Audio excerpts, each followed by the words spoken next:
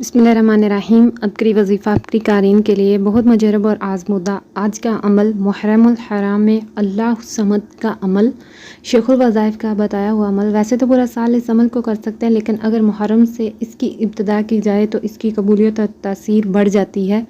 अमल यह है कि 1 किलो गंदम या चावल ले लें। किसी छोटे बच्चे से इन चावल या गंदम की मुट्ठी भरवा लें और अलहदा किसी ट्रे या किसी बर्तन में रख लें। बच्चे की मासूम मट्ठी से तासीर बढ़ जाती है।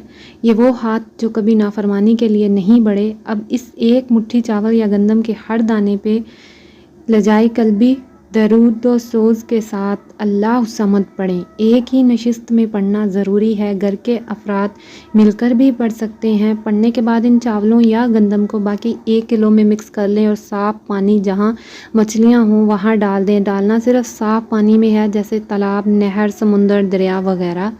ये अमल 40, 70 या 90 दिन करना है, यानी हर रोज़ 1 किलो चावल या गंदम की एक मुट्ठी पे पढ़ के चावलों में मिक्स करके पानी में मछलियों को डाल दें। यह अमल हर नामुमकिन काम के लिए बेहतरीन है।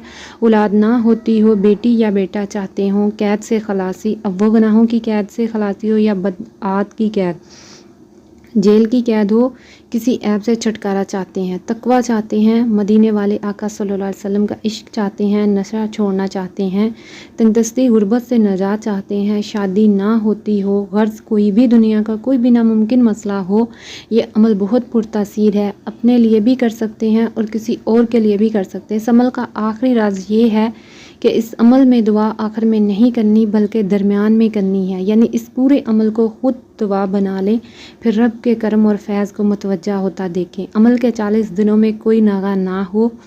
बहुत मुजरब और आज़मूदा ये अमल है।